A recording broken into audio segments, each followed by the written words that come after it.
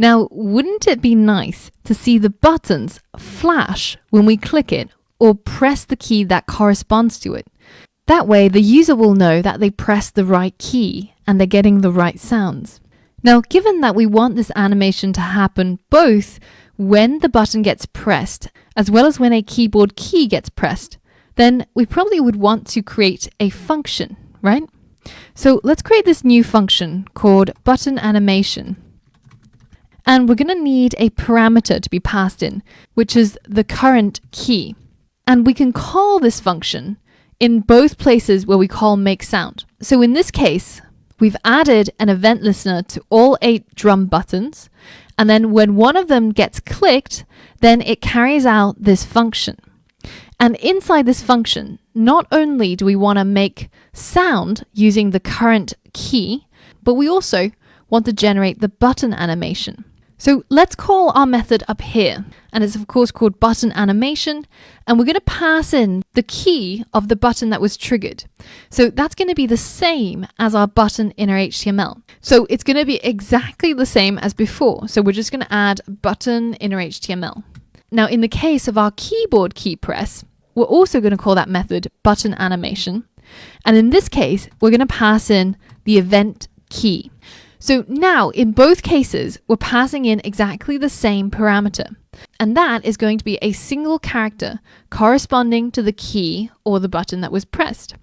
So now that we have that value inside here, we can use it to generate the animation. So remember that in our index.html, we have 7 buttons which all have these classes assigned to them. And all 7 of them have the class drum. But they each have a different class depending on what's the letter inside the button.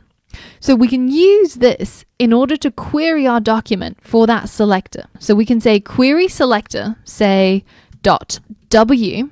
So that's going to be the element that has a class of W. Then we get back our W drum, this one here. And we can do the same thing with any of the other ones. Say K, then we get the K drum over here. Now notice that when we use query selector, we have to say dot and then the name of the class. It's just the same as in our CSS. So over here, if we want to query our document that has the class of the current key, then we have to write document.querySelector and we can add the current key. But the current key is just a single character and we need to concatenate a full stop in addition to the current key so that we get the same format as we've got here, .w or .k. So now that we've found the button that has the current key, let's assign this to a variable called active button. Now, this is the button that we're going to change its style. And the style that we want to apply has already been defined in our style.css. So in here, I've already created a class called pressed. And pressed basically applies a shadow and also a transparency to whatever element that we add this class to. So I want you to try and think back to the lessons where we spoke about of how we can add a class to an element using JavaScript.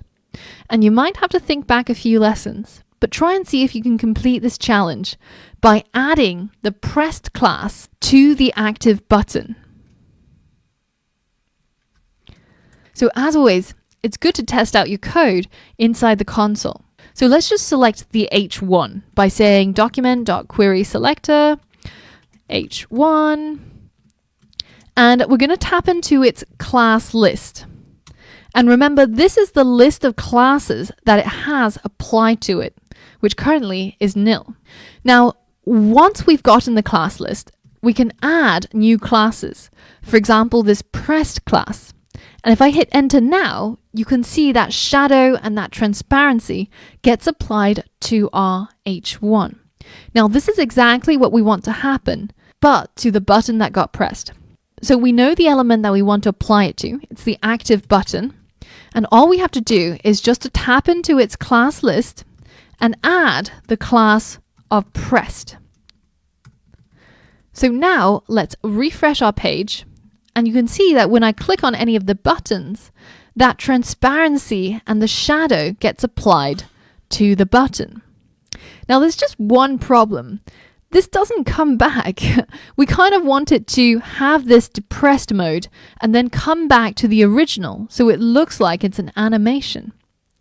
But in this case, I can't generate that effect ever again if I've clicked on one button. So how can we do that? Well, in order to do this, we need this line of code to be run. And then after a delay of, say, I don't know, 0.1 second, we want this class to be removed again so we get back to the original look. So how can we do this using JavaScript? Well, let's see what we can find online. So we're looking for a timeout function in JavaScript. And the first result we get back is from W3 Schools. And it's a method called setTimeout. And you can see that in their demo code, that when you run this line of code, that it'll wait 3 seconds and then it'll generate an alert that says hello. So this is exactly what we want. So let's look at how this method is structured. You can see that this is the syntax and the first parameter is the function. So this is the function that will be executed after a certain amount of time. And the second parameter is how much time to wait before running this function. So let's try it out in our code. So we're going to write setTimeout, and the first parameter is going to be the function that we want to be executed. So we're going to use an anonymous function, just as we have done before, and we're going to specify what we want to happen. So in this case, we want our active buttons class list to remove that pressed class so that it goes back to the original state. And the second parameter is the amount of time that we're going to wait before we run this function. So I think through some testing, it seems like 0.1 second seems to work best. So now we've got our active button that is found based on the current key that got pressed, and then we add the pressed class to give it that style of the shadow and the transparency. And then finally, after a wait of about 0.1 seconds, then we remove that class from the class list. So let's see what this looks like in action.